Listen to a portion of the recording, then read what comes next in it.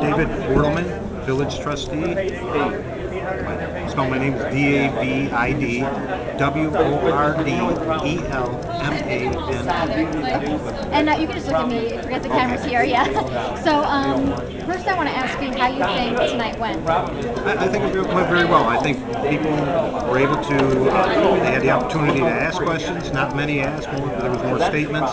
I think we presented our side of the issue very well. I think it's so hard to come up with concrete numbers in a case like this because there's such a rush, lack of time to do this. So to inform the people on what they're voting for, it's really hard in a situation like this, and therein lies the problem. Most people have commented, have complained about the fact that there's no plan, that they're voting on just okay, vote now and we'll come up with a plan later. It's the way the law is structured. More time needs to be done. People have used the example of Randolph. Randolph took 11 years, and they're a small village. It will take, maybe not 11 years, but it will take a long period of time. As I alluded to during my presentation, the coming up with the numbers I've spent the last 8 months doing this, and every time I sit with the numbers, I come up with different figures or different scenarios, and that just tells me that it's going to take a process of years to come up with a proper plan where people actually save money. And it should never be done where some people will save money and other people will pay more in taxes, because if that's the case, then you're not doing due justice to all the citizens of the town of Buster. And do you feel like the constituents are well informed? Do you think there's a lot of mix of information, kind of information overload? I think some are. I think some aren't. I think there's some that are still confused, and some that maybe will still be confused next week. I point to the votes that happened in Williamsville and Sloan yesterday, as they both went down in 5-1 margins, as those voters got it. And hopefully the Village of Lakewood residents get it too.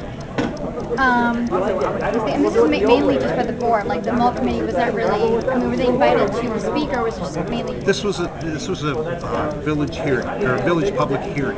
So we treated it as a normal village public hearing, where the village board runs the meeting, and the town residents all have an opportunity to speak, which the mall committees are town village residents. They had the opportunity to speak. None of them chose to, but their opportunity was there to speak. And this is all part of the whole process, right? You're mandated to have a public hearing? You're mandated to have one public hearing. We actually had 2, and the mall committee had 1 too. So there was actually 3 public hearings. And we actually had planned on having more, but it seemed like that this was probably enough. As you saw, the numbers dwindled a little bit. There was still quite a good turnout, but there was less each meeting as we went along. So that probably tells me that a lot of people have gotten it, gotten the message, one way or another. Yeah, exactly. What are the next steps? How are you going to follow up with the plan between now, assuming it's defeated, and then how are you reaching out to the town? That's a good question. The question would be, does it end? If there's no vote, does it end? Absolutely not. Our committee, which is separate from the mayor, there's 2 trustees and other village residents that are on this committee. We've all pledged to continue working on this. We didn't start this just to fight off a merger vote or anything like that. We started it because we want to save the village residents money, and so we will not end. If the vote is a no, we will not end at that point. We will continue to meet, but we will do it in a responsible manner and take our time and get all of the information and come up with a plan that does not increase any person's taxes in the whole entire town. Anything else? That must be it. Oh, yeah, I might play battery down. Battery. Yep.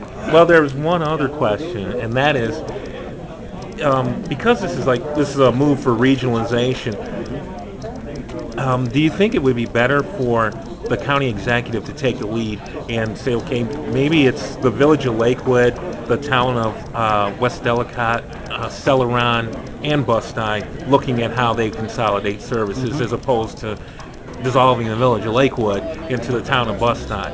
Absolutely, that would be the actual smarter approach, whether it's done by the county executive or initiated by us.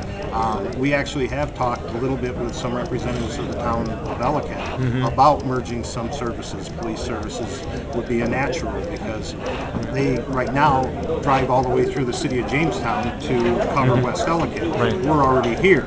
Actually, we're first responder half the time anyway. So some sort of agreement with the town of Ellicott would be a natural if we could share services. And that I would encourage, as far as regionalization, that is the way that we should approach this. Not by dissolving a village, but by working together with the other communities to come up, as we have in a lot of areas already, but really expedite that.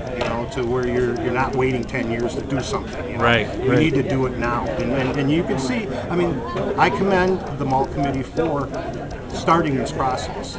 They started the process. Whether whether you agree with them or not, it does get you to think and get you to start on the process. And I think that's a good thing. Great.